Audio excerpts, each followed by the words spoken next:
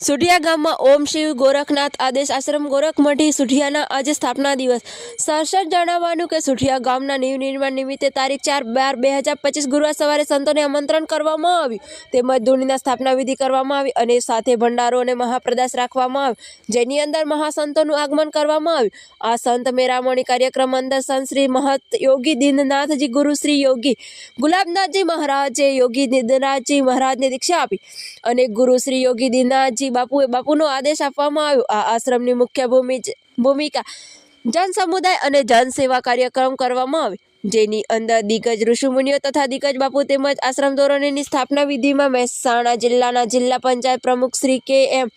પટેલ સાહેબ પણ હાજરી આપી હતી। સોનિયા ગામના સરપંચે પણ આપણી હાજરી આપી હતી તથા આજુબાજુના આજુબાજુના સમાજ લોકોએ પણ ભાવભર્યો આનંદ અને ઉત્સાહ દર્શાવ્યો હતો। આનો મુખ્ય હેતુ એ છે કે ઓમ શિવ ગોરખનાથ આદેશ આશ્રમની સ્થાપના કરવામાં આવી દીક્ષા આપવાના મહત શ્રી યોગી દીનાનાથજી ને ગુરુ શ્રી યોગી ગુલાબનાથજી બાપુએ આશ્રમની સ્થાપના કરી તેમજ યોગી દીનાથજી મહારાજે ગુરુ શ્રી યોગી બાપુને દીક્ષા આપી ઓમ શિવ ગોરખનાથ આદેશ આશ્રમની ધ્વજની સ્થાપના કરી સુઠિયા ગામે મુકામે વડનગર તાલુકા। રિપોર્ટર ભરત સોલંકી।